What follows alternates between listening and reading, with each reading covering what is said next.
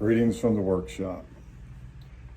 So this week I've been really busy getting some amplifiers finished up and off the bench and out the door, and I've made huge strides. And so I got Wayne Smith's twin reverb out of here. That got an overhaul. I got my friend Daniel's Carvin out of here. Really couldn't find much anything wrong with it. So that one will just be on hold. We'll see if the problem comes back. Did some cleaning up out here last night, a lot of cleaning up. It was much needed. The place was a total wreck, a real trip hazard. Got it cleaned up, and this thing here has been out here for quite a long time. And what we have here is, this is it's a combo. However, the speaker, the bolts, and the way the screws were put in, they're kind of like not really lined up with the speaker holes. So I really can't put a speaker in that without doing a lot of work to this baffle, which I really don't have time to do. So there's no speaker in here, but the guy who owns this, his father built the cabinets. He built the lower cabinet as well. I just picked up the lower cabinet a couple weeks ago, and it has a 15-inch PV Black Widow speaker in it. And I'm like, okay. So I brought this back. It had no grill cloth at all. I had some of this ox blood, but this stuff is like, I don't know, I've had it a few years and it's still in the box. The stuff is like flaking. It's just like really crappy made grill cloth, and I would not recommend putting this crap on any amp, seriously. The salt and pepper grill cloth, that's the cat's meow. It's very rugged. This stuff just doesn't come apart. This stuff will last 50 years. So I put some salt and pepper on the lower cabinet here with a 15, and I put a new speaker cable in the back, and I've got it plugged into this. And anyway, so we're going to do a little sound demo with this thing. So basically this amp it's Fender-esque. A little bit about the builder, Sonny Meeker. Sonny actually worked for Fender. I'm thinking maybe in the 90s. He was a technician for them. Really smart guy. The guy could build, he could build an amp with no schematic. He would just go get the materials and just build the thing, and it worked. And I've got another amp over here that he built. It's really cool. And but I like the sound of this. It's really unique. It's got a preamp in it. It's like a little circuit board. It kind of looks like a little, maybe like an overdrive pedal board. Just a little circuit board in the amp.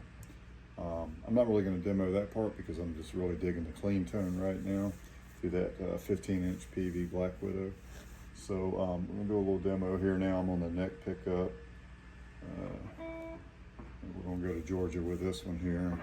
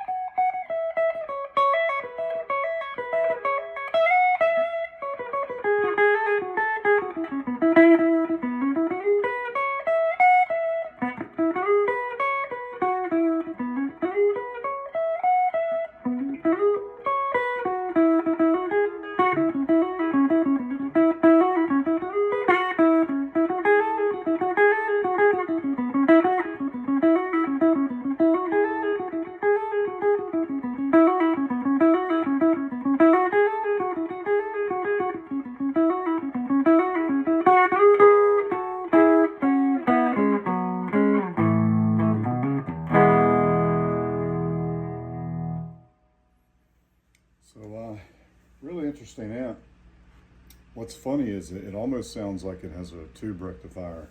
I noticed that when I was plucking the notes, kind of digging into them, there was like a percussive effect on the edge of the note, almost like a compression.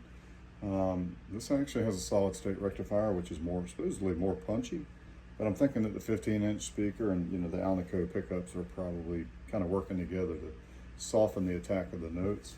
But man, this amplifier sounds wonderful. Sonny was a great builder. I mean, the guy could work on Hammond organs, which is quite a feat in itself. I've actually got a Hammond back here and a B3 over there that, God forbid they ever need work, because I'm really not up to the task.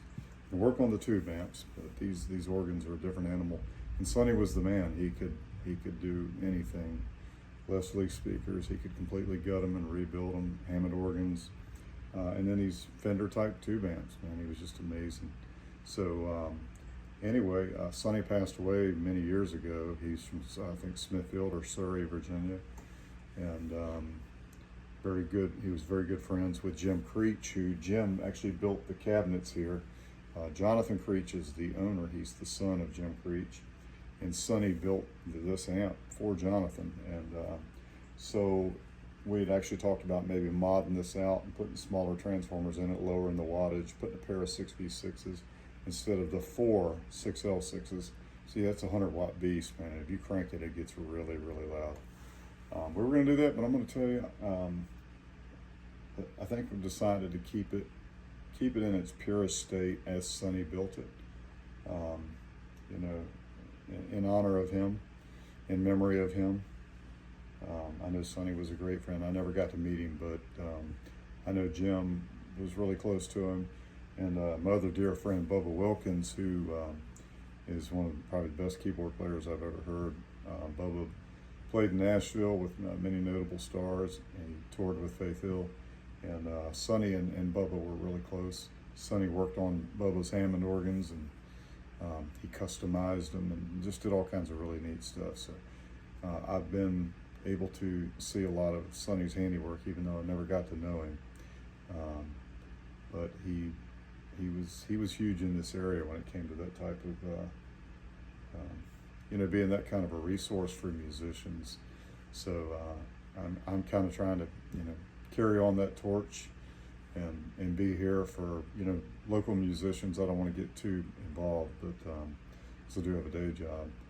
But I've got a full shop in here, and I really do enjoy bringing these things back to life. And then I love the demos. There's nothing like getting something to play and sound better than it ever has, and then get to sit down and just jam through it and hear the sonic goodness that comes from the efforts, And so I'm really enjoying carrying this torch. And so anyway, Jonathan, this bad boy's ready for you to come pick up. You're gonna need some space and whatever it is you drive over here. But I'm looking forward to you getting it home and getting it plugged in and start enjoying this thing again. I know it's been a long time, but anyway, I hope you enjoy it. I hope you all enjoyed the video, and I hope you'll come back and watch all my other videos too that are music related, which most of them are. And if you throw some comments down there, if you have any questions, throw them out there. I'll be definitely happy to answer them for you. So anyway, appreciate you stopping by.